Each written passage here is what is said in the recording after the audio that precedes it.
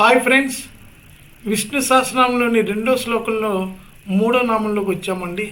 ముక్తానాం పరమాగతి. గతి అంటే గమ్యం అని చెప్పుకోవచ్చండి. పరమగతి అంటే అల్టిమేట్ డెస్టినేషన్ అని చెప్పుకోవచ్చు. ముఖ్యంగా ముక్త మహనీయులకి పరమాశ్రమైన వాడు భగవానుడే అని దీని భావార్థము. ముక్తులు అంటే ఎవరో తెలుసుకుందాము. వాళ్ళకి సుఖదుఖాలను ఒకేలా చూస్తారు, మోహము అహంకారము ఉండదు, అలాగే ఎల్లప్పుడూ భగవత్ చింతన కలిగి ఉంటారు. అటువంటి వారు పరమపదం చేరుకుంటారని తెలియజేశారండి. అదేవిధంగా ఎవరైతే అంత్యకాలంలో నన్ను స్మరించుకుంటారో వాళ్ళు పరమపదం చేరతారని గీతావాక్యం కూడా చెప్తోంది. కాబట్టి మనము సదా ఆ భగవంతుని ధ్యానించి అంత్యకాలమును భగవంతుని చేరుకుందామని తెలుసుకుంటూ సెలవు తీసుకున్నాను.